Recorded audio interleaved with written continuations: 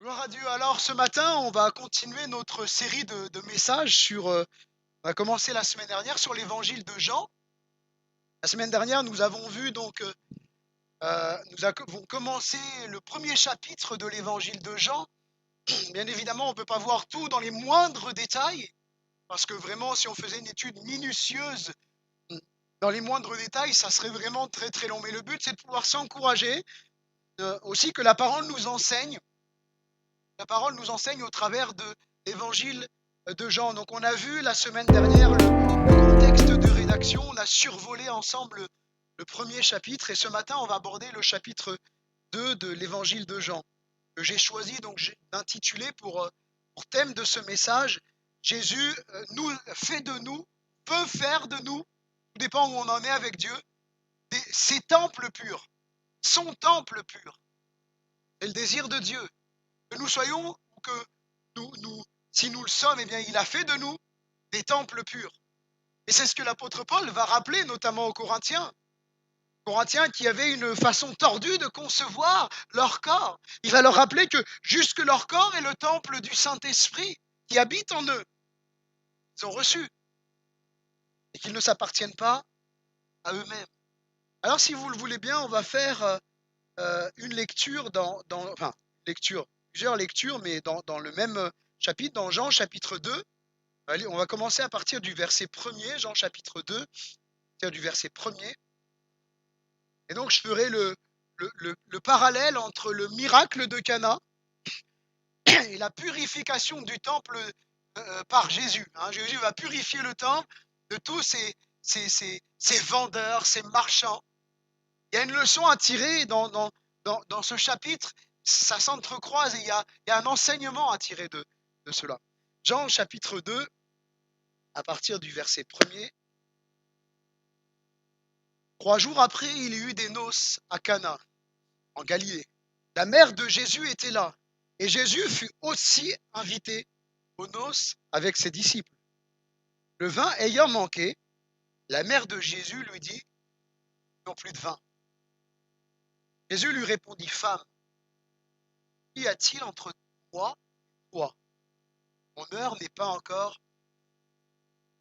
La mère dit au serviteur, faites tout ce qu'il vous dira. Or, il y avait 6 vases de pierre destinés aux purifications des Juifs et contenant chacun d'eux 3 mesures. Jésus leur dit, remplissez d'eau ces vases. Et ils les remplirent jusqu'au bord. Puisez maintenant, leur dit-il, et portez-en à leur donateur du repas. Et ils emportèrent. Quand leur donateur du repas eut goûté l'eau changée en vin, ne sachant d'où venait ce vin, tandis que les serviteurs qui avaient puisé l'eau le savaient bien, il appela l'époux et lui dit, tout homme sert d'abord le bon vin, puis le moins bon après qu'on s'est enivré. Toi, tu as gardé le bon vin jusqu'à présent. Tel fut à Cana en Galilée, le premier des miracles que fit Jésus, manifesta sa gloire et ses disciples crurent en lui. Alléluia. On continue à partir du verset 14. À partir du verset 14. Il trouva dans le temple les vendeurs de bœufs, de brebis et de pigeons et les changeurs assis. Ayant fait un fouet avec des cordes, il les chassa tous du temple, ainsi que les brebis et les bœufs. Il dispersa la monnaie des changeurs et renversa les tables. Et il dit aux vendeurs de pigeons, ôtez cela d'ici, ne faites pas de la maison de mon père une maison de trafic. Les disciples se souvinrent qu'il est écrit, le zèle de ta maison me dévore. Alléluia. Gloire à Jésus. Et puis des versets 18 à 25, les Juifs prenant la parole lui dirent, quel miracle montres-tu pour agir de la sorte? Jésus leur répondit, détruisez ce temple et en 3 jours je le relèverai. Les Juifs dirent, il a fallu 46 ans pour bâtir ce temple et toi en 3 jours tu le relèveras? Et il parlait du temple de son corps. C'est pourquoi lorsqu'il fut ressuscité des morts, ses disciples se souvinrent qu'il avait dit cela et ils crurent à l'écriture et à la parole que Jésus avait dite. Pendant que Jésus était à Jérusalem à la fête de la Pâque, Plusieurs crurent en son nom, voyant les miracles qu'il faisait, mais Jésus ne se fiait point à eux, parce qu'il les connaissait tous, et parce qu'il n'avait pas besoin qu'on rendît témoignage d'aucun homme, car il savait lui-même ce qui était dans l'homme. Alléluia. Et permettez-moi cette parenthèse sur la fin de ce chapitre, quelques instants. Nous, on est toujours impressionnés, choqués, perturbés quand une personne peut quitter la foi, parce qu'elle nous semblait avoir la foi. Mais Jésus, lui, connaît les cœurs. Regardez ce qui est écrit. C'est écrit, pendant que Jésus était à Jérusalem, à la fête de la Pâque, plusieurs crurent en son nom. Et là, on a envie de dire, Alléluia, gloire à Dieu, des nouveaux chrétiens, bienvenue dans la famille de Dieu. Jésus, il ne se fie pas à eux. Jésus, il connaît leur cœur. Comme la parabole de la semence. Ah, il la reçoit avec joie pendant quelques instants, mais après, ça s'en va parce qu'il n'y a pas de racine, il n'y a pas de fondement. Ça a l'apparence de la piété, ça a l'apparence d'être chrétien, mais ça ne l'est pas vraiment. Alors nous, des fois, on est trompés. On est trompés par les apparences. Mais Jésus, est-ce qu'on peut tromper Jésus? Jésus sait qui l'a sauvé, Jésus sait qui l'a accepté, Jésus sait qui est né de nouveau. Alléluia. Et quel encouragement aussi pour nos vies de savoir que Jésus nous connaît parfaitement. Et il sait ce qu'on vit avec lui, ce qu'on ne vit pas avec lui. Le premier point de ce message, c'est que tout changement intérieur durable passe par une invitation à laisser toute la place à Jésus. Ça passe par une invitation à laisser toute la place à Jésus. C'est écrit, Jésus fut aussi invité aux noces. Jésus fut aussi invité aux noces. Il y a eu des gens qui ont été invités. Marie, la mère de Jésus, était invitée. Jésus fut lui aussi invité. Et pour voir Jésus agir dans nos vies, il faut un moment qu'il y ait une invitation qui soit faite. Jésus nous appelle, mais à nous de dire maintenant, Jésus, je t'invite dans ma vie. Je veux que tu prennes la place dans ma vie. Jésus va aux noces car il est invité à ses noces. Si les mariés n'avaient pas invité Jésus, je vous laisse quelques instants imaginer. Ils n'auraient pas vu, très probablement, ils n'auraient pas vu ce miracle. Ils n'avaient pas invité Jésus. Il y a des gens qui courent derrière les miracles. Soirée de miracles, soirée de guérison, délivrance, ah, il y a un possédé, ceci et cela, on court derrière ça. On ne court pas derrière Jésus. Jésus, c'est qu'un nom, c'est qu'une étiquette. On ne court pas derrière la parole. Non, nous, frère, on veut le miracle. Oui, mais la parole alors. Non, mais c'est le miracle qui compte. Et la parole. Jésus ne dit pas aller par tout le monde. Et il dit, mais prêcher la bonne nouvelle, c'est avant tout le message que Jésus demande à son Église. Le véritable miracle, finalement, c'est pas que l'eau soit changée en vin, c'est que des cœurs destinés à l'enfer soient changés, soient transformés. De la même façon, si tu veux voir agir Dieu dans ta vie, il te faut le chercher de tout ton cœur. Commence à dire, mais maintenant, Jésus, je veux te chercher, je veux te connaître, moi. Je veux avoir la paix, je veux avoir la joie. Je veux commencer à te chercher. Et la Bible dit dans Jérémie, chapitre 29, verset 13, vous me chercherez, vous me trouverez. Si vous me cherchez de tout votre cœur, si vous ne me cherchez pas par intérêt. Pourquoi est-ce que tu viens à l'église? Pourquoi est-ce que tu pries Dieu?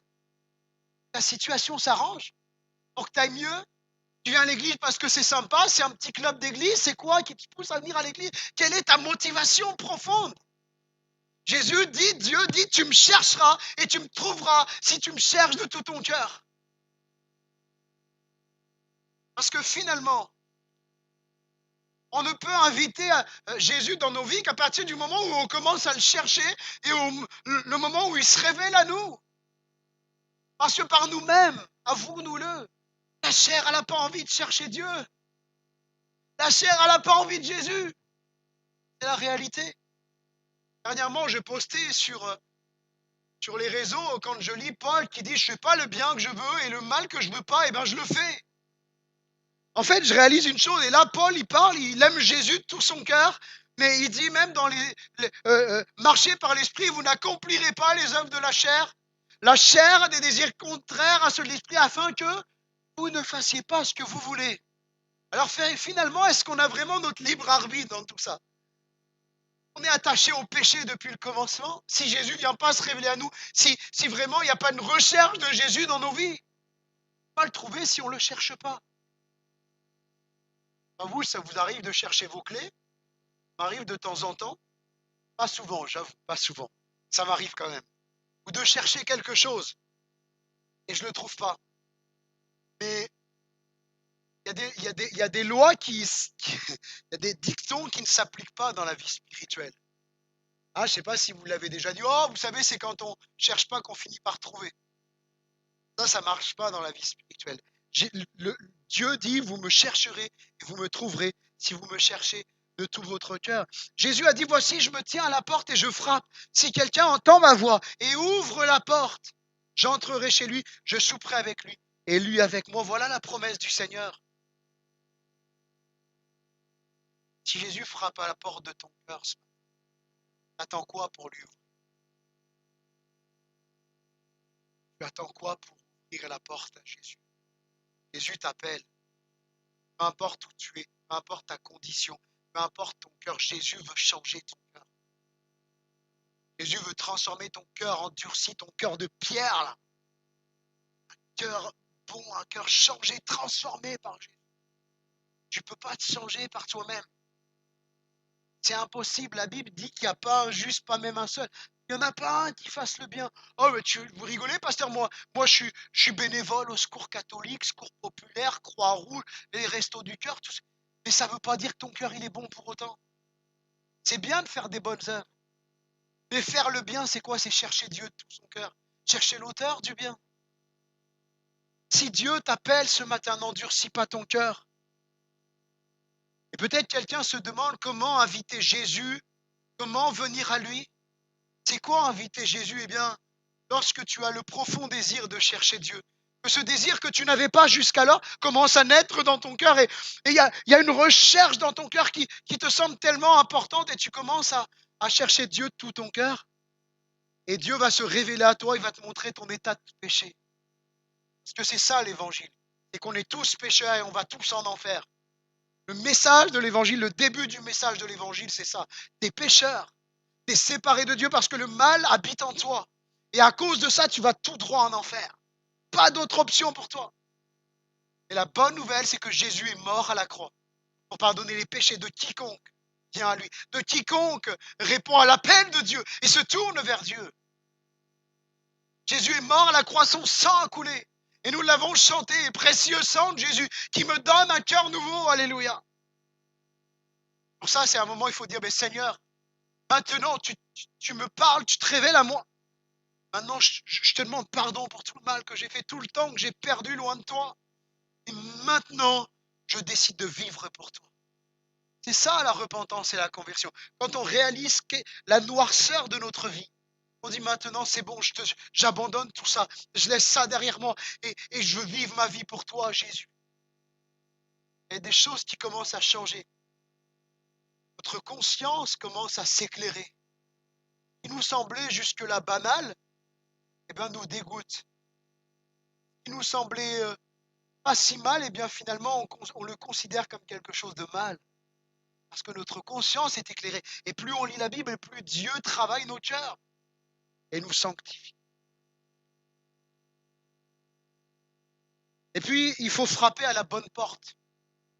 Il faut frapper à la bonne porte. Les personnes chargées du vin sont visiblement allées frapper pendant un moment à la mauvaise porte. Ils sont allés frapper chez Marie. Ils sont allés frapper chez Marie et ça n'a pas fonctionné. Ça n'a pas fonctionné parce que Marie ne peut rien faire. Marie ne pouvait rien faire. Marie, avec tout le respect que l'on a pour Marie, la mère de Jésus, elle est née dans le péché comme nous. Elle n'est pas née sans péché. Rien ne nous montre ça dans la Bible parce que la Bible dit que tous ont péché. Marie, l'apôtre Paul, l'apôtre Pierre, les autres apôtres, Thomas ne font pas exception à cela. Tous ont péché. Ils sont allés frapper à cette porte. Marie n'a rien pu faire. Et elle était consciente de son impuissance. Marie sur la terre n'a jamais cherché un rôle. Marie sur la terre n'a jamais cherché à revendiquer quoi que ce soit.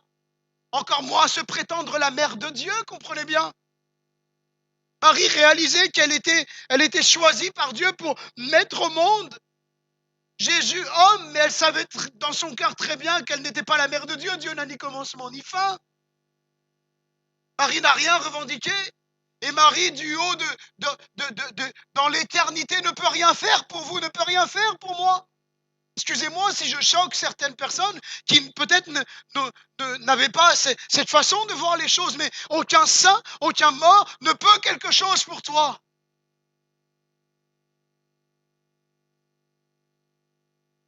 Jésus va répondre à sa mère terrestre, je dis bien à sa mère terrestre, femme, qu'y a-t-il entre moi et toi?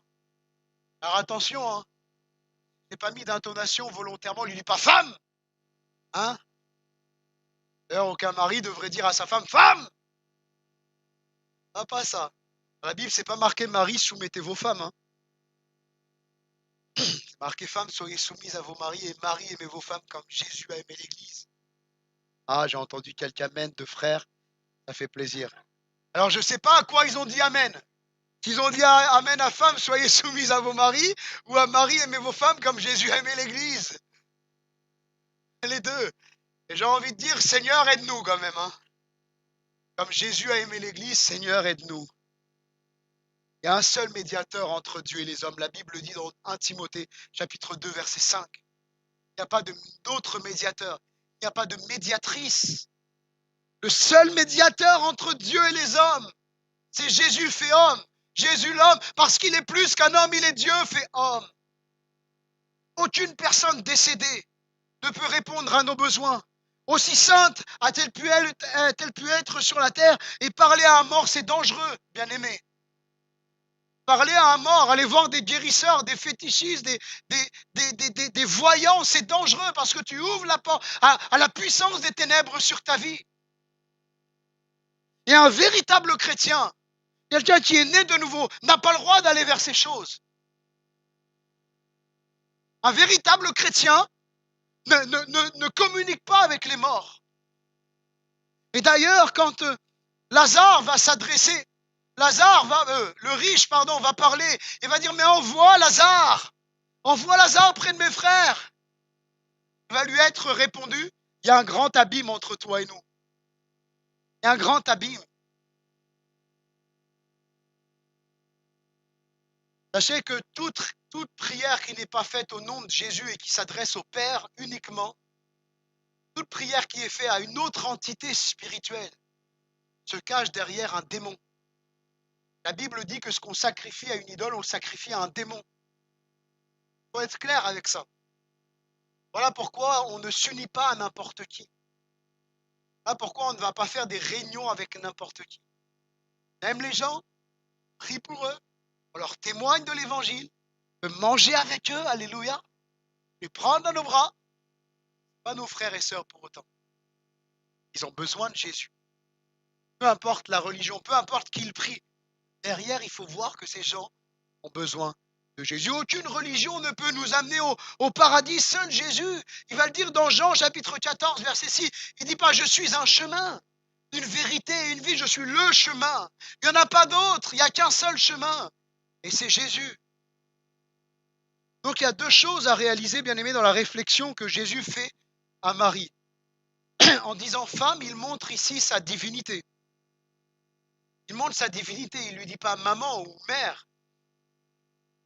Jésus, Dieu fait homme, ne s'adresse pas à sa mère. Dieu n'a pas de mère, il n'a pas été créé.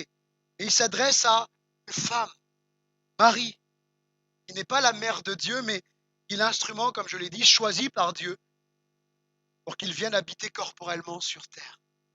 Dieu aurait pu faire autrement, me direz-vous, c'est vrai. Dieu a décidé de faire comme cela. Sa volonté souveraine. Jésus, là, ramène Marie à une réalité. Marie demande quelque part, sous-entendu, si elle vient à Jésus, elle sait qui est Jésus. Elle a eu la promesse que d'elle naîtrait le Fils de Dieu. Elle sait qui est Jésus. Qu'est-ce que Jésus est en train de, quand elle vient voir Jésus, quelque part, elle lui demande un miracle. Fais quelque chose, Jésus. Et Jésus, il la ramène à son... Parce que quand on vient devant Dieu, on ne vient pas avec un statut. Donc, il la ramène à son statut de femme comme les autres femmes. Devant Dieu, Marie est une femme comme les autres femmes. Et voilà à quoi Jésus ramène Marie, c'est la première chose. Ce n'est pas un manque de respect pour Marie, c'est parce que il fait comprendre que le seul qui peut intervenir, c'est lui, il est le seul médiateur. Et puis il marque son autorité. Qu'y a-t-il entre toi et moi? Retenons ceci, on ne peut pas donner d'ordre à Dieu, on ne peut pas donner d'ordre à Jésus. Alors il ne faut pas confondre une chose, parce qu'il y a eu des déviances dans les milieux évangéliques. Ça court encore aujourd'hui. On confond l'autorité que Dieu confère à ses disciples, ceux qui sont nés de nouveau. On est ambassadeurs de Christ. Il nous a donné cette autorité de prier pour les malades, de prendre autorité sur la maladie, sur les puissances des ténèbres. Certes, vous marcherez sur les scorpions, sur la puissance des ténèbres. Mais attention à ne pas donner d'ordre à Dieu. Il ne nous a pas donné la puissance et l'autorité sur lui. Il est souverain. Parce que certains, dans les milieux évangéliques, ont professé et ont dit qu'on pouvait ordonner à Dieu parce que nous serions des petits dieux. Et on ordonne à Dieu de nous exaucer, il nous exauce. Mais c'est quoi ça? Quelle insulte, quelle offense au Dieu créateur. Qui suis-je, moi, petite vermine, petite fourmi, pour ordonner au Dieu tout-puissant créateur un quelconque ordre? Et même des fois, sans s'en rendre compte, veillons sur la façon dont on parle à Dieu. Dieu, c'est pas notre pote, c'est notre Père. Les parents ici, ça vous parle. Vous aimez vos enfants, vous êtes proche d'eux, et vous n'êtes pas le pote de vos enfants. Il y a des limites qu'ils ne franchiront pas. S'ils les franchissent, ils vont être rappelés à l'ordre. De la même façon, vous n'accepteriez pas certaines choses de vos enfants, même de personnes extérieures. De la même façon, considérez que Dieu est un Dieu saint. Que on ne s'adresse pas à lui de n'importe quelle façon. On reste avec nos cœurs, avec nos mots. C'est pas « Bon Seigneur, hein, viens hein, non, attends, c'est Dieu, quoi. Ouais, on vient devant le sanctuaire de Dieu. On vient dans le lieu très saint, dont le voile a été déchiré. On vient dans le lieu très saint, dans la présence même de Dieu. Pourquoi on n'a pas le droit d'agir, de s'adresser à Dieu n'importe comment? Vous savez, si quelqu'un d'autre que le souverain sacrificateur, la Bible dit qu'on a été fait souverain sacrificateur pour Dieu son Père. Vous savez, si quelqu'un d'autre entrait dans le lieu très saint, sans être souverain sacrificateur dans l'Ancien Testament, vous savez ce qui lui arrivait? Bon, c'est bon. Voilà pourquoi on ne peut pas s'adresser à Dieu de n'importe quel. On doit avoir un profond respect, de crainte du nom de Dieu. Il marque l'autorité, Jésus a l'autorité. La Bible ne nous enseigne pas à ordonner à Dieu, fais ceci, fais cela, mais plutôt à prier en demandant avec supplication. Éphésiens 6, 18, Philippiens chapitre 4, verset 6. Vous savez, la religion, peut-être les religions ont peut-être déformé parfois l'image de Dieu en faisant un Dieu lointain, etc. Et parfois, certains amis d'autres religions ont un profond, même s'ils se trompent, ont un profond respect pour ce qu'il y a au-dessus d'eux. Ils réalisent parfois même, ils sont peut-être même des fois plus que nous, mais ils ont besoin, bien sûr, de la grâce de Dieu. Je termine ce premier point en disant qu'il nous faut inviter Jésus dans nos projets. Le mariage, c'est un projet de vie. Peut-être c'est pour quelqu'un ce matin. Le mariage, c'est pas de la rigolade. Devant Dieu, le mariage, c'est pas de la rigolade. Le mariage, c'est un projet de vie. Je fais souvent une comparaison, elle est petite. Pas trop comparée, pardonnez-moi, mais par exemple, un couple qui décide d'acheter une maison, c'est un projet. On s'endette, on fait un crédit sur 15, 20 ans avec un banquier qui va calculer notre taux d'endettement, etc. C'est un projet, puis on va choisir la maison, on ne choisit pas n'importe quelle maison. Faut qu'il y ait les agents immobiliers disent le coup de cœur. qu'il y ait le coup de cœur, qu'on accroche, que ça nous convienne. Mais nous, des fois, dans le mariage, on est léger. Il est beau, elle est belle. Comme si ça suffisait pour le mariage. Bien sûr, il faut trouver la personne avec qui on va se marier. Il faut qu'elle soit belle à nos yeux. Pas selon les critères humains toujours. Pas selon les critères de la société. Sinon, les gens sont amenés à rester célibataires jusqu'à la fin de leur vie. Parce que la société met la barre haute. Que ce soit dans les films, que ce soit même malheureusement dans ce que les jeunes peuvent regarder sur Internet. La stature parfaite, les mensurations parfaites, la carrure parfaite, si bien de l'homme comme de la femme. Ça, c'est utopique tout ça. Là, juste quand tu deviendras un papy et une mamie, ta stature parfaite, là, elle va diminuer avec le temps. Hein? Il y en a qui sont d'accord avec moi ou pas? Il y en a, ils avaient un corps d'athlète quand ils étaient jeunes, et puis petit à petit, ça, c'est parti en live. Mais c'est normal, c'est la vie. Même un accident de la vie, est-ce que mon cœur continuera à battre pour la femme que j'aime, même si peut-être il arrive un accident et qu'elle est défigurée? Et le mariage, c'est un projet de vie. C'est pas n'importe quoi. On ne choisit pas n'importe qui. J'aimerais simplement dire, et je fermerai rapidement la parenthèse. Peut-être ça pourrait être le sujet d'un message sur la famille, sur le mariage. Et un chrétien, selon ce que les Écritures disent, chrétienne, n'a pas le droit de se marier avec un non-croyant. Mettre un pavé dans la mare. Si c'est fait, c'est trop tard. Hein. Ça ne sert à rien, tu es engagé. Un chrétien, une chrétienne n'a pas le droit de dire non, mais il va venir à Jésus, hein? Je vais lui parler de Dieu, puis il va venir à l'église. L'évangélisation par le mariage, c'est nouveau ça. C'est pas très biblique, mais on en invente tous les jours. La Bible dit que si quelqu'un se marie, ça doit être dans le Seigneur. Et dans l'Ancien Testament, il est écrit que ne prenez pas, donc quand Dieu s'adresse au peuple d'Israël, il dit tu ne prendras pas une femme des Philistins, une femme des peuples étrangers, de peur qu'ils n'attirent tes filles, tes fils vers leur Dieu. Le Dieu de ce monde, c'est Satan. Ne crois pas que tu es plus fort que Dieu et que tu arriveras à l'amener à Dieu. Moi, je crois qu'il faut vraiment garder son cœur. Et là, en tout cas, il y a un projet qui est là, ces jeunes mariés invitent Jésus à leur mariage. Et combien de projets nous pouvons avoir dans la vie? Projets professionnels, projets de mariage, projets d'avoir des enfants, etc. Dans tous nos projets, pour être sûr de ne jamais nous tromper, pour être sûr de ne jamais te tromper, peut-être que tu t'engages dans un projet professionnel, dans un projet de vie qui t'engage financièrement. Invite Jésus dans tes projets. On ne fait pas qu'à ta tête en disant non, mais je fais mes calculs et puis je fonce et on verra après.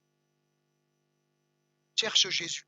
Seigneur, est-ce que c'est vraiment ce que tu veux pour moi, professionnellement, dans ma vie de couple? Est-ce que c'est ça que tu veux pour moi, Seigneur?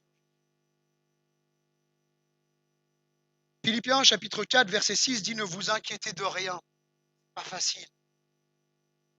Difficile de s'inquiéter de rien. Non, je suis le seul. Non, ça va, je ne suis pas le seul. Mais en toute chose, faites connaître vos besoins à Dieu. Par des prières, des supplications avec action de grâce, en toute chose. Soit professionnel, sentimental, familial, projet d'achat ou quoi d'autre. Toute chose.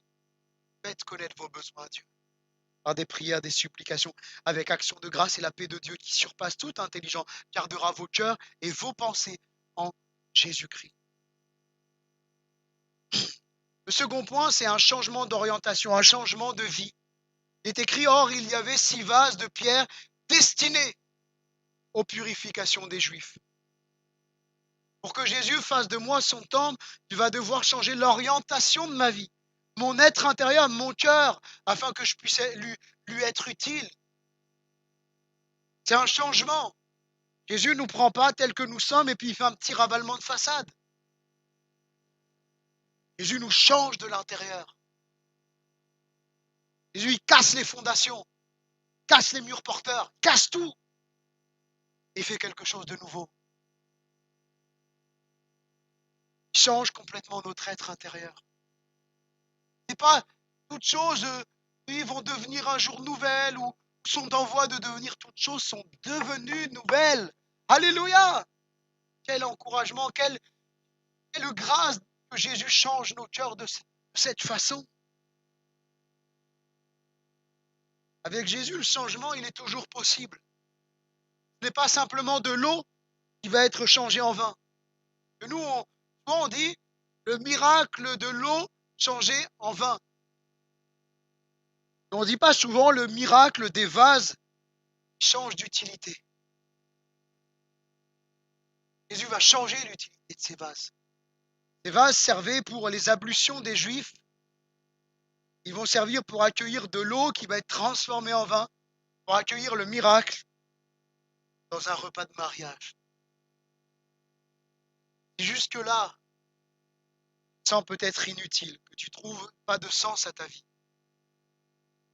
Ta vie te semble fade. Peut-être que Jésus met ce sentiment dans ton cœur pour que tu viennes à lui. Peut-être la tristesse envahit ton cœur et que tu dis, mais je ne sers à rien dans cette vie. Je ne sers à rien, je suis un vase inutile.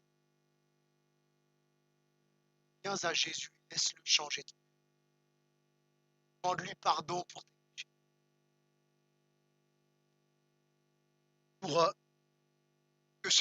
Pour que ces vases soient remplis. Qu'ils aient été vidés. Les vases servaient à l'eau pour les ablutions. C'était vide. Pour que Dieu vienne, il faut que quelque part, tu te vides, mais tu ne peux pas te vider par toi-même. Tu as besoin de demander pardon à Dieu. Lui va te libérer de tout.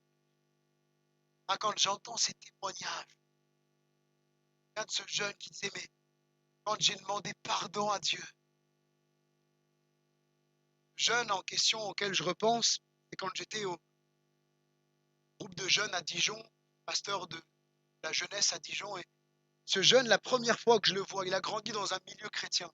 Lui disait, de toute façon, le jour où je me fais baptiser, ça sera au pays, je ne sais plus, dans des grandes croisades en Afrique, on se fait baptiser et tout. Ben moi, je me ferai baptiser là-bas. Et son truc, c'est ça. Est-ce que tu as demandé pardon pour tes péchés? Non. Au début, quand il me dit ça, il est venu me revoir et c'est pas très encourageant ce que tu me dis. Il me dit, à partir du moment où tu m'as demandé si j'avais demandé pardon pour mes péchés, ma vie a sombré totalement. Sombré.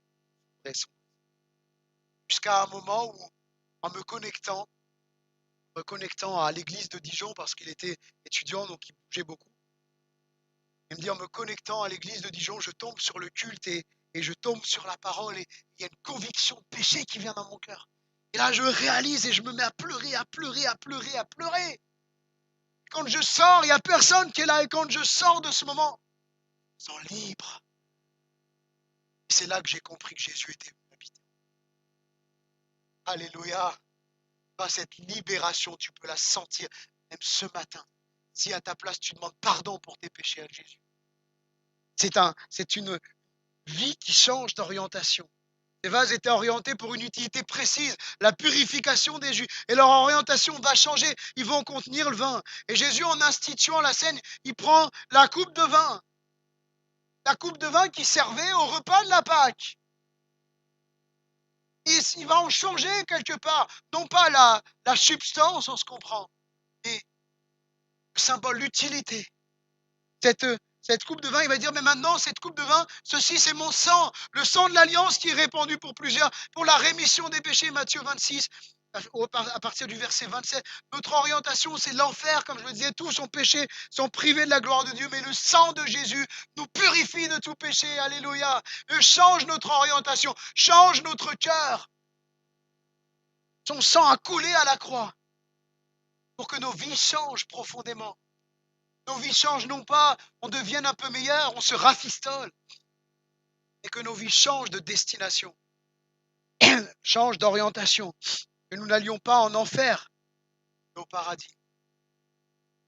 Vous savez, à un moment, quand vous prenez la route, j'ai pris dernièrement la route avec un frère, on allait faire une visite, et à un moment, il dit, oh là là, j'ai pris la mauvaise route. À un moment, soit on dit allez, on s'entête et puis on va y aller, même si je doute pas que le frère il connaît la région. Ça, allez, on y va et puis arrivé 1 heure après, on n'y est toujours pas. À un moment, on dit bon, qu'est-ce qu'on fait? Bah, on va mettre le GPS, on va retrouver notre destination. On s'entête pas en disant mais allez, on y va et puis on verra ce qui se passera. De la même façon, si tu es sur un mauvais chemin, toi, si tu es sur le chemin de l'enfer, si Dieu n'est pas dans ta vie, si tu es un chrétien que de nom, ah oui, moi je suis chrétien, mes parents étaient chrétiens, mes arrière-grands-parents étaient chrétiens, mais toi, ton cœur, il n'est pas né de nouveau. Bon, il faut changer de direction. Parce que tu ne sais pas de quoi demain sera fait. Un proverbe espagnol qui dit demain sera peut-être jamais.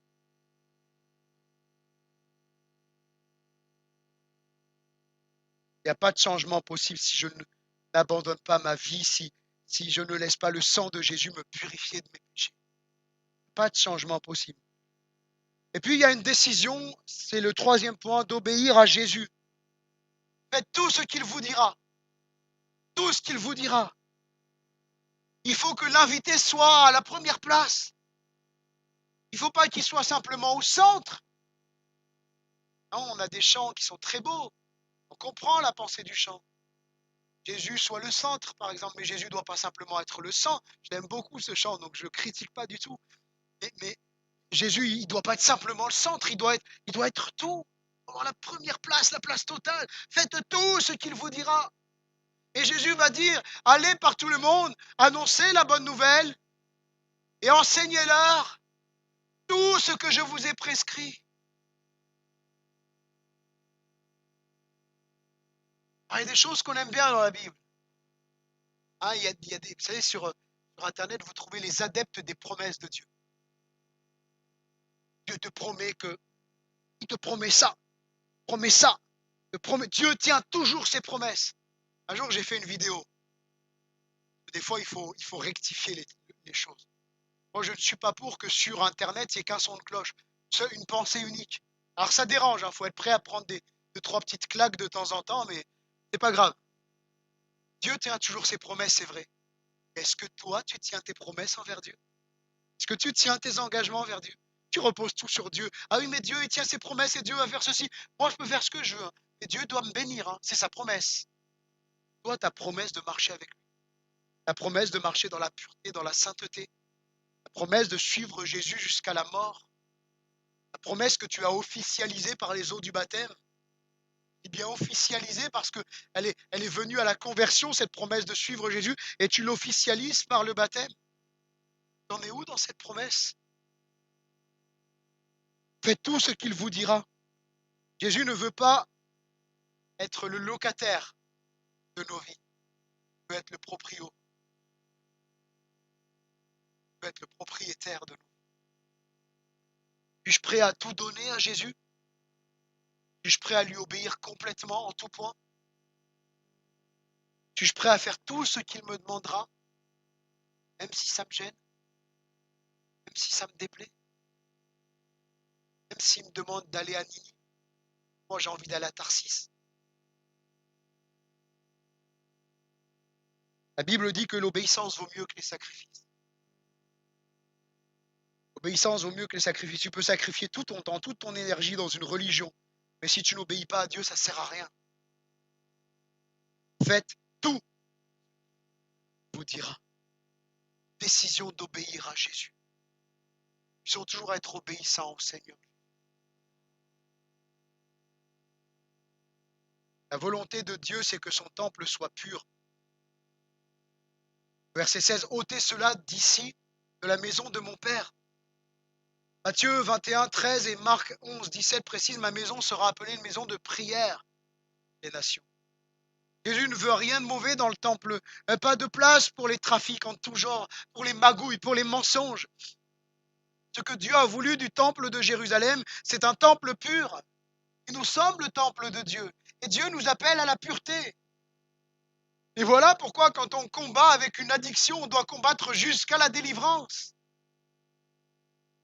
On ne peut pas se plaire dans une addiction, dans un péché, dans une impureté. Un véritable chrétien, la différence entre celui qui a une étiquette et celui qui est né de nouveau. Lui qui a une étiquette, il cherchera à se justifier devant les hommes. Oui, mais c'est pas si mal. Bon, tu sais, je fume, mais le tabac, il dit rien là-dessus. Le cannabis, tu trouves un texte dans la Bible qui parle du cannabis, toi? Facile. Le chrétien, il cherche pas le véritable chrétien, il cherche pas à se justifier parce que c'est Dieu, c'est Jésus qui. Son sang à la croix l'a rendu juste. Le véritable chrétien, celui qui n'est pas chrétien, il est dans la boue et puis hein, c'est agréable la boue, hein, puis ça peut nous dire un peu chaud et c'est bien. Et puis ça a des vertus purifiantes pour la peau. C'est bien. On se justifie comme ça. Oui, oui. C'est pas très beau, non, mais c'est pas grave, ça. C'est bien quand même, tu vois. Puis c'est un peu habillé. Et le chrétien, là, quand il touche la boue, là, tel une colombe qui vient mettre sa patte dans la boue, il s'en va. Quand t'es pas chrétien, t'es comme un cochon, t'es bien. Mais quand tu deviens chrétien, ton cœur il change et quand tu es encore dans des choses, tu sais que si ça déplaît à Dieu, mais en fait tu batailles. Alors si tu batailles, prends courage et continue de te battre, alléluia, jusqu'à la victoire. Mets des choses en place dans ta vie pour ne plus retomber. Éloigne-toi de ce. Si ton œil est une occasion de chute, arrache-le. Si ton ordinateur est une occasion de chute, arrache-le. Si, j'en sais rien, peut-être des potes sont une occasion de chute, éloigne-toi d'eux. Mets des choses en place dans ta vie, mais prends courage. Si tu batailles, c'est que tu es sur le bon chemin. Parce que si tu n'étais pas chrétien, tu t'en ficherais de ce que tu fais. Donc prends courage, mon frère, ma soeur. Continue d'avancer. 1 Corinthiens chapitre 6, verset 19. Ne savez-vous pas que votre corps est le temple du Saint-Esprit qui est en vous et que vous avez reçu de Dieu et que vous ne vous appartenez plus à vous-même? Pasteur, est-ce que j'ai le droit de me tatouer? Est-ce que j'ai le droit de me faire des piercings? Est-ce que j'ai le droit d'aller en boîte de nuit? Pasteur, j'ai le droit? Est-ce que tu as demandé à Jésus avant de venir voir ton pasteur ou un ancien, ton père ou ta mère? Est-ce que tu es allé demander à Jésus ce qu'il en pensait et tu as commencé à ouvrir la Bible pour voir si sur des sujets éthiques, tu as le droit ou tu n'as pas le droit? Non, mais je demandais à un tel. Ah, comme si les gens avaient la science infuse. La science infuse, tu l'as là. Parole de Dieu. Dieu nous éclaire par sa parole. Faites tout. Il vous dira Jésus. Jésus, véritablement, la volonté de Jésus, c'est que son temple soit pur. Corinthiens 3, 16, 17. Savez-vous pas que vous êtes le temple de Dieu, encore une fois, et que l'Esprit de Dieu habite en vous? Si quelqu'un détruit, la réponse à tes questions, détruit, saccage le temple de Dieu, Dieu le détruira, car le temple de Dieu est saint. Est-ce que c'est ce que vous êtes? Tu as déjà la réponse à certaines questions que je viens de poser. Quelqu'un détruit le temple de Dieu, dénature, défigure le temple de Dieu, Dieu le détruira. Et puis certains disent, mais en tant qu'enfant de Dieu, je fais ce que je veux de mon corps, tout est permis. On tolère des péchés dans nos vies. Pourtant, il est écrit dans 1 Corinthiens 6, 12, tout est permis, oui, mais tout n'est pas utile. Tout m'est permis, mais je ne me laisserai asservir par quoi que ce soit.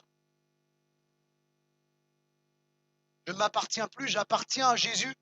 Jésus veut que son temple soit pur. Et de la même façon, permettez-moi ce parallèle pendant quelques instants, de la même façon, l'Église, le rassemblement des croyants, qui est la colonne de la vérité, la maison de Dieu, est appelée à la pureté. Dieu dira sous la plume de l'apôtre Paul, ôtez le méchant du milieu de vous. On ne peut pas se dire chrétien et continuer de mentir, continuer de voler, de dire des gros mots, de boire sans limite jusqu'à l'ivresse, de tromper sa femme. On ne peut pas se dire chrétien. On est appelé à la pureté. C'est dur ce que je dis, mais pardonnez-moi, c'est les Écritures qui le disent. Dans l'Église, on ne peut pas accepter l'impureté. Chaque croyant qui compose l'Église doit marcher dans la sanctification. Si je suis vraiment né de nouveau, bien, je rechercherai toujours cette vie de sanctification, cette vie de conformité à la parole de Dieu. On ne doit rien accepter d'impur dans l'Église. On ne doit pas justifier notre péché, mais on doit le confesser, le délaisser. Alléluia. Et puis je termine, Jésus, ce temple détruit pour être reconstruit. Détruisez ce temple, verset 19, en 3 jours et je le relèverai. Et le verset 21 précise, il parlait de son corps, le temple de son corps. Les Juifs demandent un miracle. Jésus leur prophétise sur sa mort. Alléluia. Quel plus grand des miracles que la mort de Dieu fait homme, Fils de Dieu, Jésus. Mais visiblement, ça ne leur convient pas. Et il y a des gens, la mort de Jésus, ça ne leur convient pas. Ils veulent du sensationnel, du spectaculaire. Mais le sang de Jésus est encore efficace pour pardonner, libérer. Et le sang de Jésus, c'est le plus beau des miracles. Et on n'a besoin de rien d'autre dans nos vies. Bien sûr, on croit au Dieu des miracles qui guérit les malades, qui libère ceux qui sont sous l'oppression du diable. Mais le plus grand des miracles, c'est ce que Jésus a fait sur l'œuvre de la croix. La mort salutaire de Christ sur la croix. À la croix, le temple que Jésus est détruit pour le pardon de nos péchés. À la croix, le temple qu'est Christ est détruit pour nous purifier. À la croix, le temple qu'est Christ, le temple pur, parfait, est détruit pour faire de nous son temple. Le temple a été reconstruit 3 jours après, parce que Jésus n'est pas resté au tombeau. Il est ressuscité et il est vivant, toujours prêt à intercéder pour nous, toujours prêt pour agir dans ta vie, toujours prêt pour te relever, toujours prêt pour te guérir, te pardonner. Jésus est vivant, alléluia. Et Jésus revient. Jésus revient, alléluia. C'est pas une fable ça. Jésus arrive, il est en chemin. Alléluia. Nous sommes le temple du Seigneur. Ne savez-vous pas que votre corps est le temple du Saint-Esprit? Parce que Jésus a été changé, a changé, pardon, de la même façon que Jésus a changé cette eau en vin. J'ai été changé de fils du péché en fils de Dieu, enfant de Dieu. Donc je ne m'appartiens plus à moi-même. Je fais plus ce que je veux de ma vie, mais je suis dépendant de Jésus. Je ne vis plus pour moi, mais pour Jésus. J'ai donc décidé de vivre ma vie dans cette pureté que Dieu attend de moi. Vivre ma vie pour Jésus seul. Gloire à Dieu.